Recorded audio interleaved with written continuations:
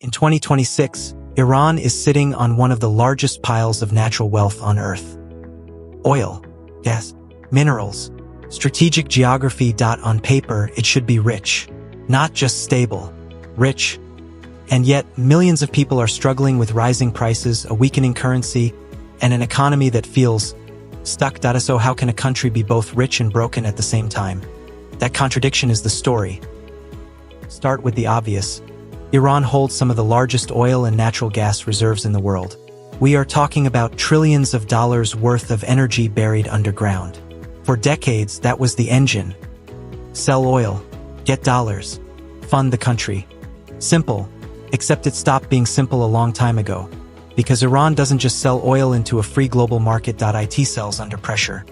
Sanctions, restrictions on who can buy, how much they can buy, how payments are made, even how ships are insured and tracked.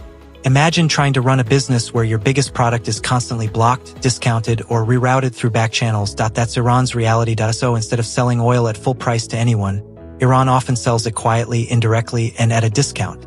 Sometimes through intermediaries. Sometimes through complex barter-like arrangements.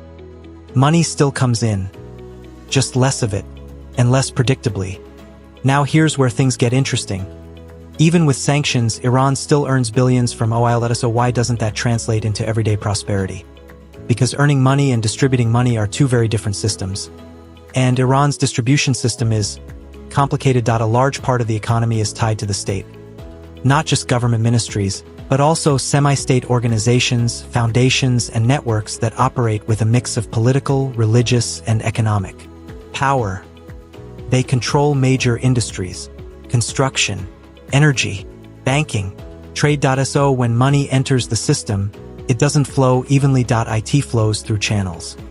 Some are efficient, some are opaque, some are designed more for control than for growth. The result is an economy where wealth exists, but access to it is uneven. Now layer in the currency. Iran's currency has lost significant value over time. Not overnight, gradually, then suddenly, then gradually again.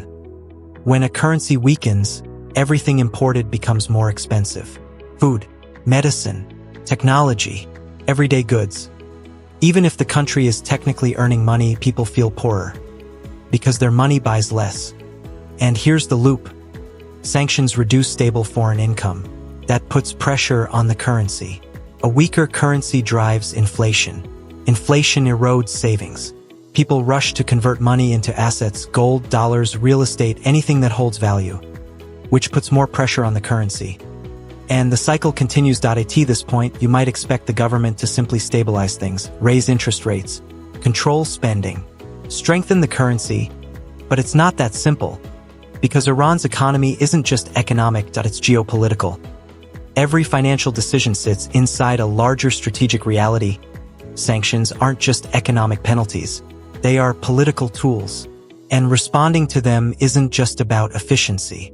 It's about survival. So the government often prioritizes stability over optimization. Keep essential goods flowing. Maintain subsidies. Support key sectors. Avoid sudden shocks. That keeps the system running. But it also locks in inefficiencies. Now let's talk about subsidies. Iran has historically subsidized fuel, energy, and basic goods. On one hand, that protects people from price spikes. On the other, it creates a strange imbalance. Energy becomes artificially cheap. Consumption rises. Government costs rise with it. And when budgets tighten, reducing subsidies becomes politically risky. So the system stretches. Quietly. There's also a deeper structural issue. When a country relies heavily on natural resources, it often underinvests in other sectors. Manufacturing, innovation, competitive exports. Why build a complex economy when oil can fund everything? Except oil doesn't always fund everything. Especially when access to markets is restricted. So you end up with a partial economy. Strong in resources, weaker in diversification, resilient in some ways, fragile in others. And then there's the informal layer. When official channels are restricted, unofficial ones grow. Parallel markets, currency exchanges, cross-border trade networks that operate in the gray areas. These systems keep goods moving. They solve real problems. But they also make the economy harder to track, regulate, and stabilize. It becomes less transparent. More unpredictable. Here's the uncomfortable math. Iran has wealth. But a large portion of that wealth is either locked underground, discounted in global markets, or circulating inside controlled networks.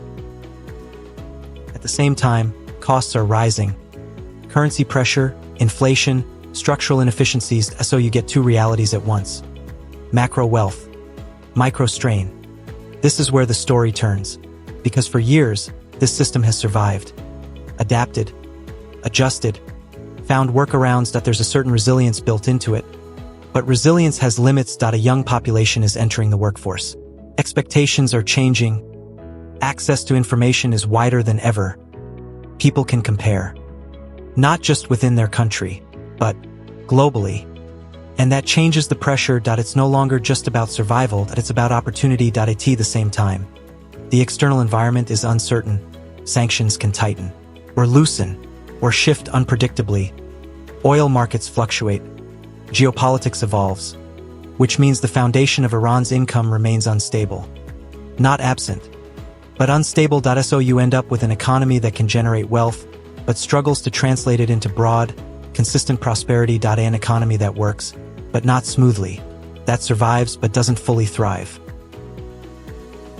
Rich in assets, constrained in flow. And here's the irony. The very factors that protect the system, control, resilience, adaptability, are also the ones that limit its growth. Too much openness creates risk. Too much control creates stagnation. Iran sits somewhere in between. Balancing. So what happens next?